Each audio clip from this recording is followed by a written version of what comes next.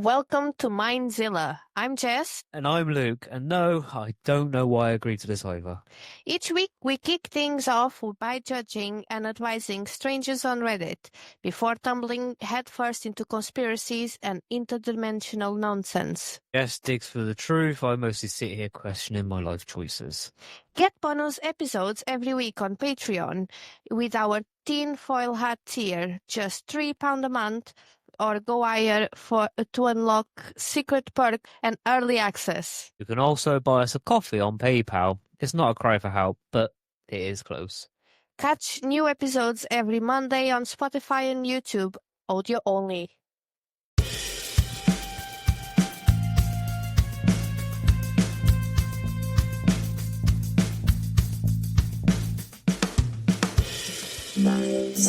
Hello everyone, welcome to this week's podcast. I'm gonna start it off with the Am I the Asshole? Am I the asshole for going through my wife's messages? Bit of a long one here, but here it goes. I, 39 male, went through my wife's 36 female phone due to some suspicions I've recently had over her and her co-worker.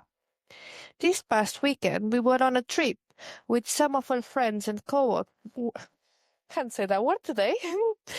Some of her friends and co-workers. I noticed that she and one of her co-workers seemed suspiciously friendly, and I tended to be somewhat ignored or forgot about at various times throughout the weekend when we all hung out together.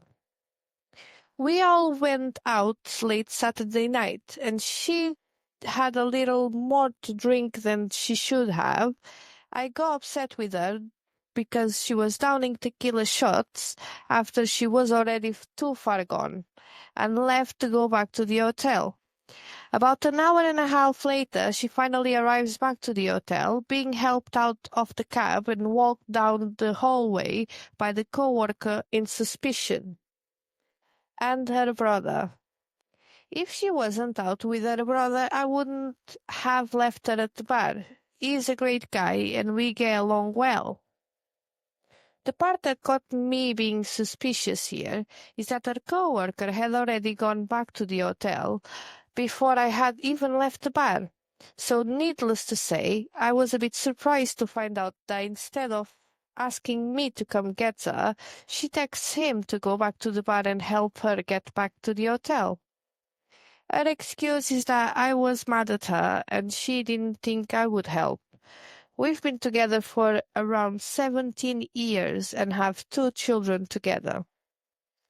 Now for the part where I go through her phone. I found that on this Saturday night, while I had gone back to the hotel, they'd been messaging each other in what my opinion was a flirty tone. Things like, "Come party with us," to which his response was, "You come here." Then she saying that she wants a dance. After this discovery, I decided to dig deeper into some of the messages from the preceding weeks. I come to find that the weekend before, while she and myself were away on a trip for just us with no kids, she was messaging him basically the entire weekend.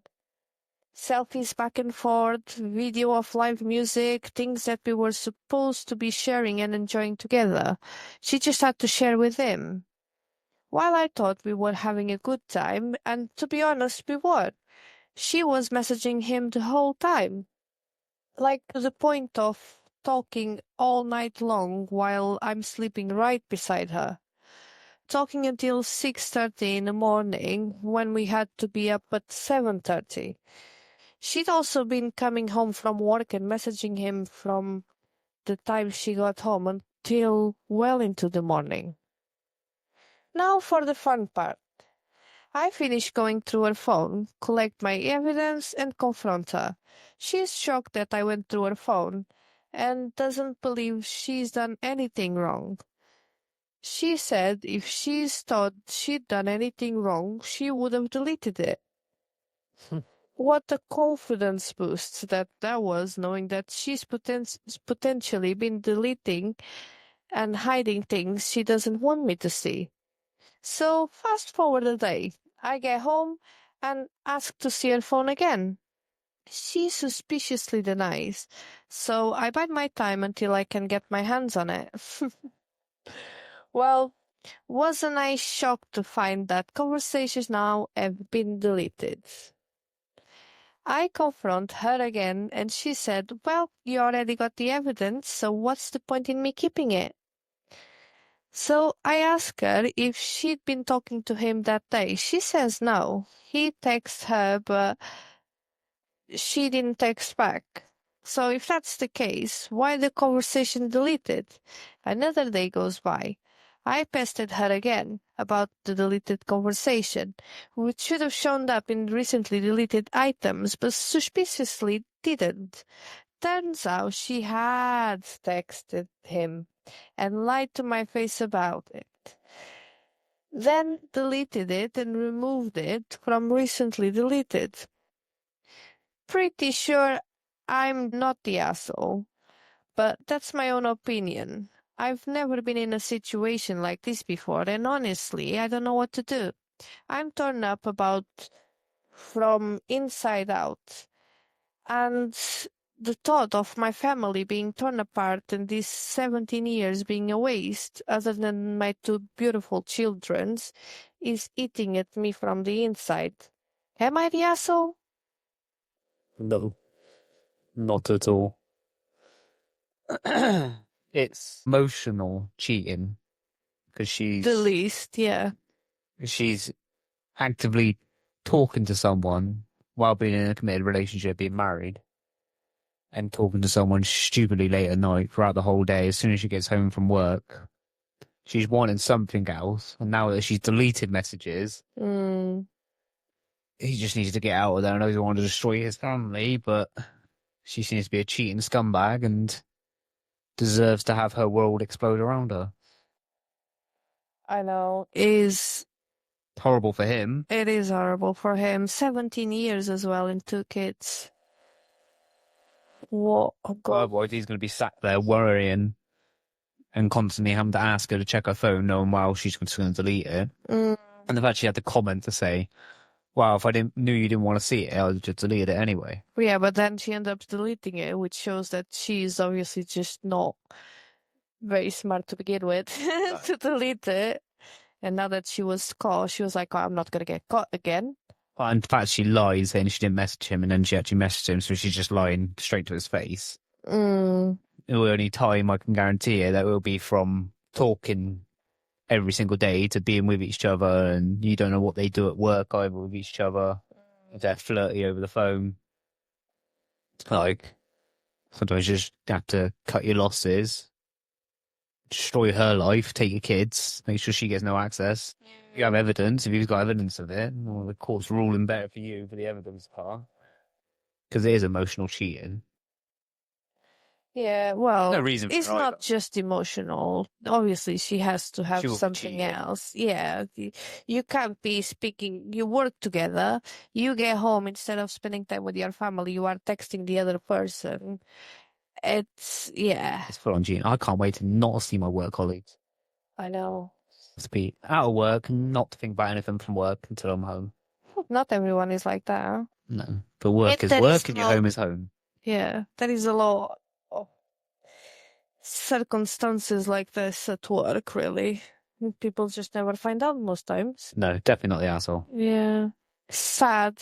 Really sad situation. I feel sorry for OP and the family, because sooner or later, if she's this blatant, nonchalant, she's obviously doesn't care about the relationship or the She don't kids. care about her family. She's No. quite happy to destroy her family for chasing some idiot. Yeah, she wouldn't be this defensive and this Hiding. backlashing at him as well. No. She should be a bit more, Caring. caring. She don't. Yeah. So cut your losses, get out a cheater. Yeah. Not the asshole at all. No, definitely not the asshole. Okay, let's carry on with the episode. Let me introduce you to our Brain Game, the new segment for our podcast where we take one juicy trick and unpack it until your neurons beg for mercy, in a good way. This episode, we go deep on mental contrasting. Think of it as a guiding daydreaming with purpose. Stick with us. Your future self will thank you. So, mental constructing is simple. Blend vivid visualizations of your goal with an honest glance at the obstacles in your path. Imagine the sweet, sweet victory, then peer under the hood to see what might stall your engine. Today, we'll slow things down, take mindful pauses, and really let this technique sink in. Science shows mental contrasting boosts goal achievement by up to 45%. That's not hype. That's your brain rewiring itself for follow-through. Because pure fantasizing fires up dopamine, but leaves you flat when reality shows up. With its uninvited obstacles, mental contrasting bridges the gap. It aligns motivation, the shiny carrot, with planning, the sturdy stick. So you're not just wishing, you're preparing. Let's walk through it together. Find a comfortable seat, feet on the floor, hands resting. Close your eyes if you like, or soften your gaze. Ground yourself. Notice your breath for a moment. Inhale through the nose. Exhale through the mouth. Visualize your goal. Picture a scenario. Maybe it's delivering a flawless talk, mastering the souffle, or simply getting out of bed before noon. Details matter. See the colors, hear the sounds, feel the textures. Spend 30 seconds here. Identify your obstacles. Now, without judgment, notice what stands between you and that goal. Is it fear or failure? A messy kitchen? A snooze button that's too inviting?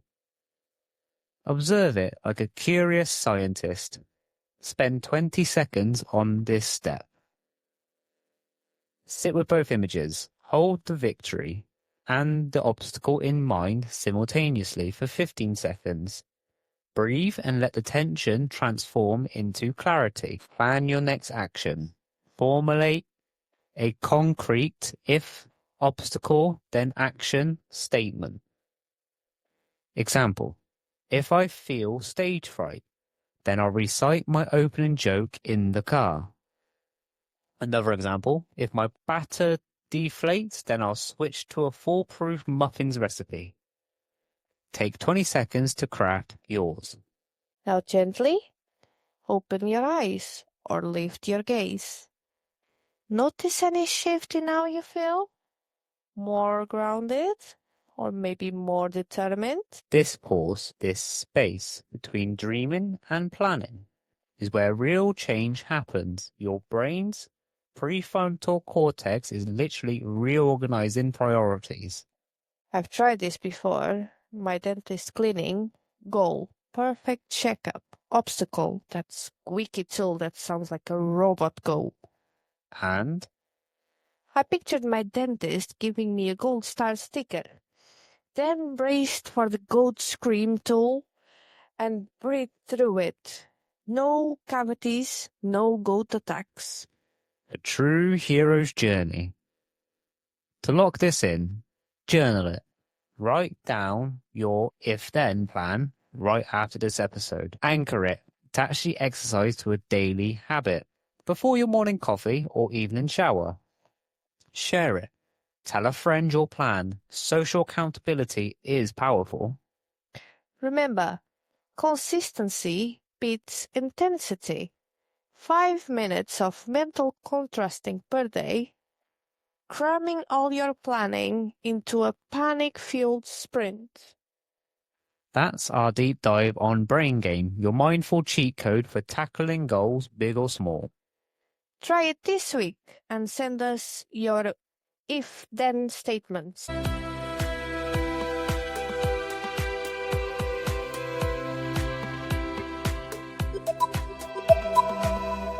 All right, Mindzillions, hold on to your chakras now. For once, we're not diving headfirst into doom, gloom, and dystopian lizard empires. This is your Oak Protocol, a feel-good, faith-restoring roundup of science news so uplifting, even I didn't need conspiracy theory to enjoy it. What's the catch? Am I about to be lured into a mediation pyramid scheme? Are there dolphins behind this? No dolphins, though they're probably plotting a comeback. This segment is all about humans not being the worst for once. I've got whales learning languages, algae maybe signaling aliens, and wait for it, British beavers saving ecosystems. This already sounds more far-fetched than time-traveling Sumerian aliens. Let's kick off with Nancy Knowlton, a legit marine biologist who used to be nicknamed Dr. Doom for how bleak she was about climate change. But this week, at the Starmus Festival, she showed up swinging with 10 reasons to have hope. This is some quick hits that she showed. The global solar capacity up 25% in a year. Forests being regenerated via indigenous-led conservation. Bee populations recovering in parts of Europe. Yes, beavers reintroduced to the UK. Rivers are engineering wetlands that bring back biodiversity. You're telling me the climate's best shot is a bunch of chunky river rodents? Don't diss the beaver. They're rehydrating floodplains, purifying water, and they don't even charge consultancy fees. I want a beaver in Parliament. Honestly, better than half the lot already there. This one gave me goosebumps. Dr. David Liu at MIT developed base and prime editing, advanced gene editing tools that act like a find and replace for DNA. Not just slicing, but rewriting at the molecular level. One of the first real-world tests, a teenage girl in the UK with aggressive leukemia was treated using base-edited donor immune cells. She went into full remission. So, DNA spell checkers saved her life. That's not science fiction, that's science. Jesus. Right? They didn't just edit out the cancer. They rewrote her immune system to be a ninja assassin. I want my genes edited so I don't forget why I walk into rooms. Let's go global. Here are some few fate restorers from the international file. In India, over 100,000 volunteers planted more than 2 million trees in a single day for climate resilience. Norway, they launched the world's first zero-emission container ship, a full electric freight vessel. In Colombia, after 50 years of reforestation, indigenous-led projects in the Amazon are seeing tree regrowth and wildlife returning. In Japan, researchers created a rice variety that resists both drought and flooding, huge for food security in a global warming world. This is like the Avengers of Restoration. Trees, rice, clean ships, all we're missing is a solar-powered Batmobile. Give it a week. Elon probably will try that. Now, here is your interstellar twist. Cambridge astrophysic Nico Madhusuam and team detected dimethyl sulfide, DMS, in the atmosphere of K2-18b. On Earth, DMS is only made by algae. Now, we're not saying that space-spawn scum, but if confirmed, it could be our first sign of extraterrestrial life. So the first alien we might meet might be a microscopic ocean phare. Technically, yes. But it might also mean we're not alone, and that the universe brews life wherever it can, like a cosmic kombucha. I'm down with the space yeast, just no intergalactic influences, please. Are you ready for this? A new study by SETI Project used AI to decode sperm whale communications, and early data shows grammatical structure, like syntax. Whales are possibly using language in a way we thought only humans did. So Moby Dick wasn't angry. He just wanted a philosophical debate. Exactly. And we've been yelling at them in the boat propeller noise for decades. We owe whales a global apology and maybe a podcast. I know, right? Next, we have Olympian Sir Chris Hoy, revealed this week that he is battling stage 4 cancer. But what floored everyone is optimism and his faith in AI tools now helping oncologists develop custom treatment plans. These models stimulate how cancer might respond to different therapies before they ever tested in person. That's cutting years off timelines. That's actually amazing. Brave bloke. And if machines are doing that instead of stealing jobs or deep faking voices, I'm on board. Hoy even said he's planning a charity ride to raise awareness, fighting for himself and others. AI curing cancer. That's the Skynet I can live with. So here you have it. In between all the doom scrolls and conspiracy spirals, humanity quietly is doing miracles, rewriting genes, cleaning oceans, and maybe even chatting with whales and space algae. This is the best I've found about Earth since the avocado toast renaissance. If you're feeling a little less doomy too, you need to also thank yourself. People like you listeners keeping this madness going. Let's just for another moment, just breathe in. Science is kind of crushing it. And the beavers, never forget the beavers. Okay, Jess, let's get our tinfoil hats on. I can see you're itching for the next traumatic experience from here. It's because after the death of a pope, someone has risen. And he's not just claiming to be anybody. He's calling himself the Mahdi, the guided one, the prophesied world leader of end times. And TikTok, yes, TikTok, is where he's building his army. Of course he is. It's the 4 horsemen showing up doing TikTok dances. I'm out.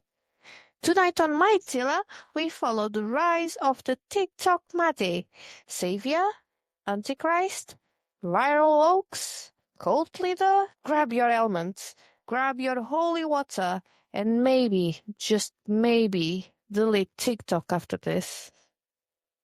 Bet he's already got merch line too. Repent in style.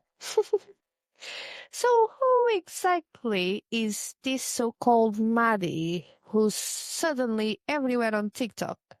Buckle up, because this rabbit hole gets deep first. His name is Abdullah Hashim Abba al-Sadiq. And just recently, like days ago, he finally revealed his face publicly, breaking years of anonymity. If you're on the right side of TikTok, you've probably seen it already. The big face reveal. It's like Love Island, but with way higher stakes. He claims to be the Mahdi, the final divinely guided leader prophesied in Islamic eschatology. He says his bloodline traces directly back to the Prophet Muhammad. No genealogic proof, no sacred test, just trust me bro energy. If I had a $5 for every trust me bro on TikTok, I'd be richer than the Vatican. Third, he warns the Dajjal, basically the Islamic Antichrist, is already alive. Worse, world leaders are supposedly pledging loyalty to the Dajjal right now, in secret. Which explains some of the fashion choices at the UN, but nothing else. Fourth, he says a global series of disasters is imminent. Earthquakes that split continents, meteor strikes, new plagues worse than COVID, he says. Fire from the sky. His followers think events like the April 2024 solar eclipse were cosmic warning signs, as if the universe itself is sending out save-the-date cards for the apocalypse. Apocalypse RSVP. Attending, ringing potato salad. Fifth, according to him, there's already an invisible army. Hidden followers quietly awakening to his cause, ready for the final battle. He even that if you're hearing this message, you've been chosen, like some celestial draft pick. I always knew I was first round material. 6. He says mainstream religions, Christianity, Islam, Judaism, are all corrupted now. Easier to restore the true original teachings before it's too late. I bet he's got a downloadable PDF too. And finally, 7th, he believes modern technology itself is part of the enemy's plan. AI, social media algorithms, even space exploration. He says it's all designed by the Dajjal to enslave humanity spiritually. Plot twist, ChatGPT is the Antichrist. No! So, to sum it all up, Abdullah Hashim claims he's humanity's final hope, that the end is not coming someday, it's already unfolding, that the real enemy isn't just corruption or greed, it's spiritual annihilation hidden behind your For You page. First, they get your TikTok. Then, they get your soul. Alright, now that we know who Abdullah Hashim claims to be, let's talk about how he's building a movement right under our noses. First move is using TikTok's viral algorithms against itself.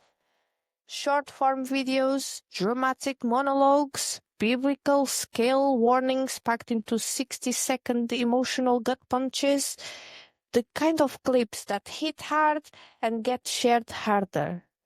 It's like spiritual clickbait, but for the end of the world. Second, it taps into an ancient marketing trick, the illusion of forbidden knowledge. He calls his TikToks whispers from the hidden world, and constantly hits that his full message is too powerful to stay up for long. And that's why you need to smash that follow button, right? Third, he's creating scarcity and urgency. His live sections vanish. His videos get mysteriously taken down, whether by TikTok moderation or by design. Every post feels like stolen knowledge, and if you miss it, you left unhaunted, desperate to catch up the next one. Pure dopamine-fueled FOMO. Fourth, he organizes his real believers off platform. Private Telegram groups, invitation-only Discord servers, encrypted group chats. In there, the public warnings morph into private instructions.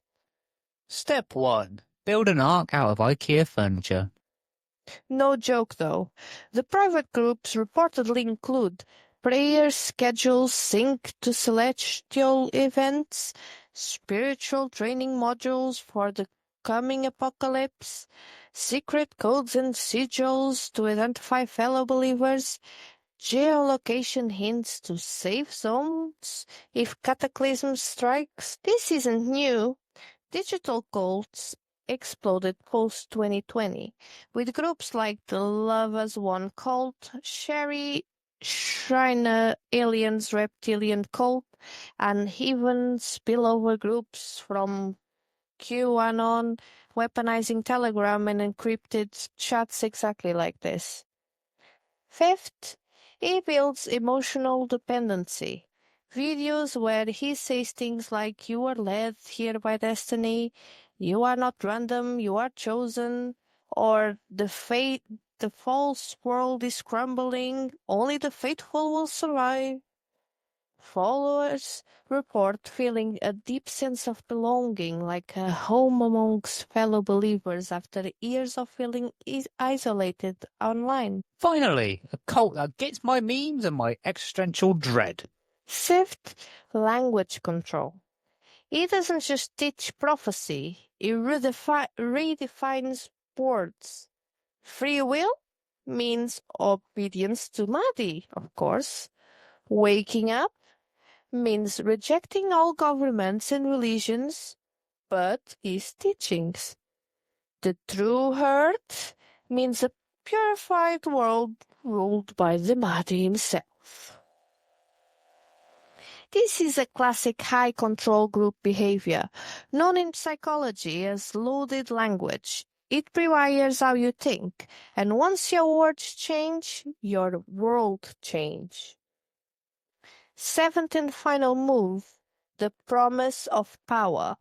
He hints, never outright says, that followers will become generals and leaders in a new world order, post-cataclysm. That loyalty now could mean unimaginable rewards later. Pyramid scheme, but make it end times. In just a few months, he's gone from obscure TikTok oddity to architect of rising digital movement, blending doomsday prophecy, conspiracies, and hardcore psychological control.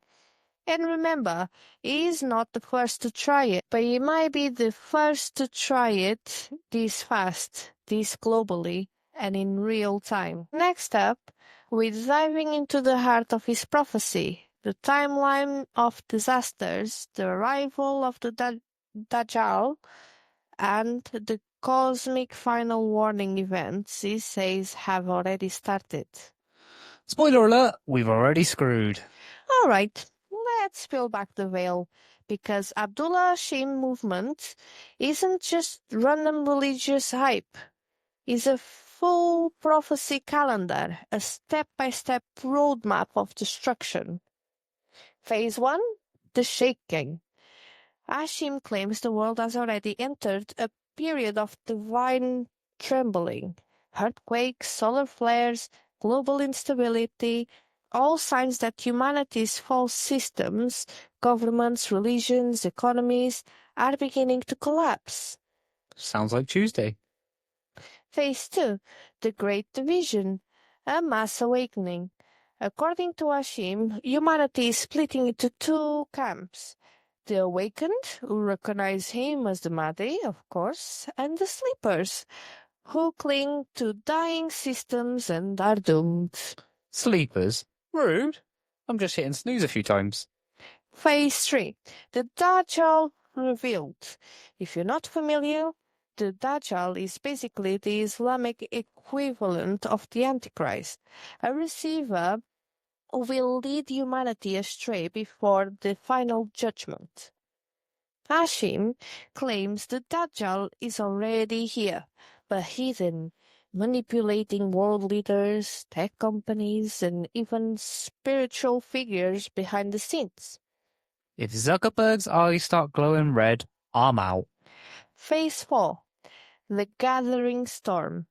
Once the Dajjal's influence peaks, Hashim predicts the arrival of the Black Flags, a global movement of believers rallying under secret signs and codes to prepare for the final confrontation. This phase supposedly includes global riots and collapses, sky signs like blood moons and aurora explosions at strange latitudes, a sudden engineering mass famine, strange illnesses designed to weaken the population takeover. And remember, followers are already prepping, stockpiling food, learning survivalism, and moving into private communes. Phase 5, the final trial, open war, a battle not just for Earth, but for the soul field surrounding it. In this view, Earth isn't just dirt and rock, it's a spiritual stronghold in a cosmic war. And the Mahdi, Abdullah Hashim, claims he's been sent to lead humanity through that war. Okay, but what if he's right? Like, would now be a good time to maybe, I don't know, join a religion? Hedge my bets a little? That's how the movements pull you in. Not just fear, but the promise you can only survive if you act fast enough. We're going to expose the cracks, though. The contradictions, the controversies, and the hidden rivalries inside Abdullah Hashim's world. Because no end times prophet rises without enemies, and this Mahdi might be fighting wars he can't even see yet. Seriously though, like, Anglican Church still accepting walk-ins? Asking for a friend. Alright, we've seen the prophecy. Now let's look at what Abdullah Hashim doesn't want you to see. Love a bit of behind-the-scenes doomsday tea. First crack. Conflicting prophecies. Some early followers of Hashim pointed out something weird. In older videos, he suggested slightly different timelines and outcomes than the ones he's pushing now. In 2020 to 2022, Hashim hinted that the Mahdi won't reveal himself until after a catastrophic world war. But now, he's showing his face before any clear collapse. Some former followers have jumped shift, calling it a timeline error, basically saying, if he's the Mahdi, why can't he get his own prophecy straight? Busted by continuity errors. George Lucas would be furious. Second crack, shadow organizations. Some rumors say that Hashim was tied or at least courted by other secretive groups before going public. Think sovereign citizen movements, prepper sovereign orders, splinter groups from Islamic Messiah sects. A few of these underground groups allegedly helped him build online momentum, and then quietly drop him when his predictions started to going off script. There's even conspiracy whispers that say other Mahdis are being prepared as counter-movements like a Messiah war. We're getting a whole Marvel Phase 5 of Messiahs. Third crack. Money, money, money. As his followers grew, Hashim Network started asking for donations, big ones. Some former members claimed they were pressured into contributing to survival communities or funding the new caliphate's infrastructure. No official paper trail yet, but money moving through semi-anonymous crypto wallets have been alleged. If your apocalypse has a PayPal link, I'm suspicious. Fourth crack, internal mutinies. A few months ago, multiple TikTok and Telegram accounts popped up from former lieutenants inside this movement. Their accusation? Narcissism. Micromanaging prophecies for better TikTok reach, abandoning key followers during hard times. One even claimed Hashim had an inner circle of about 33 chosen members, and the inner circle collapsed after internal fighting about when and how to go public. How do you screw up a doomsday club with only 33 people? Fifth crack. Digital suppression. Hashim's name and videos started getting throttled. Banned in some countries, shadow banned in others. Now here's the weird part. He is openly bragging about it, claiming that tech companies trying to shut him down is proof of his authenticity. Censor me harder, Daddy, Tech Lord. Right. Here's your cult survival 101. The 5 classic warnings signs of a cult. Absolute authority. The leader is always right. Questioning equals betrayal. Isolation. Members are pushed to cut ties with friends, family, and outside media. Apocalyptic urgency. The world is ending soon. Only we can save you. Financial and emotional exploitation. Love bombing first, draining your wallet, and sanity later. us versus them mentality.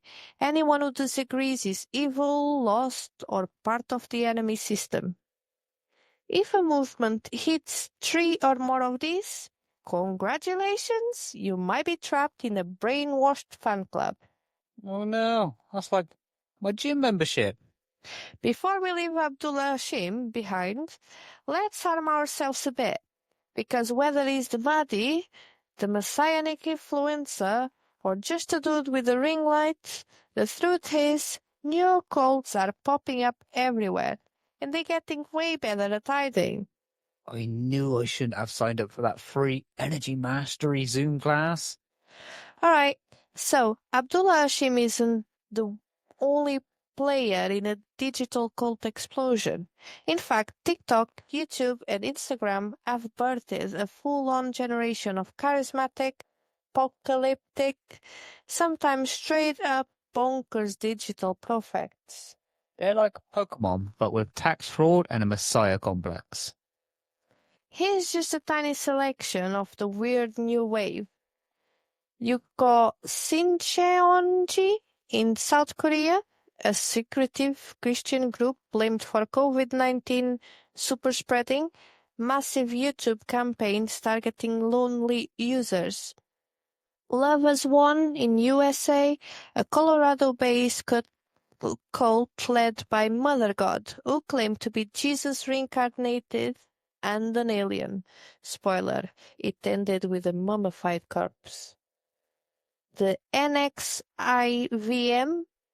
in USA marketed as self-improvement classes turned into branding woman, blackmail, and an actual sex cult.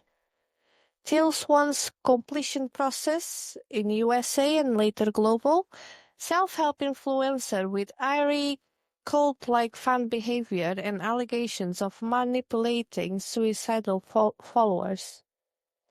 Crypto cults, gurus promising spiritual and financial salvation via Bitcoin, NFTs, and sovereign citizen doctrines. And TikTok witch cults, group of teenagers and 20-somethings banding together online for ritual magic, blood pacts, and occasional Xing the Moon events. The QAnon USA and global started as just questions, became an apocalyptic digital religion, millions still deep inside it. The Yahweh Be Yahweh, historical but revived on TikTok. The leader claimed he was the son of God and ordered violent acts in the 80s. His doomsday teachings are now resurfacing. Gabriel of Urantia in USA claims to be the voice of God on Earth. His desert compound is like if Burning Man and Scientology Center had a baby. Badly. And that's just scratching the very moldy surface. I'm going to start a cult where we all just stay hydrated and mind our business. So, is Abdullah Hashim really the Mahdi? The Antichrist? A TikTok prophet? Or just a really persistent grifter? Only time will tell. But buckle up, because the lines between religion, influencer culture, and flat-out cults are disappearing fast.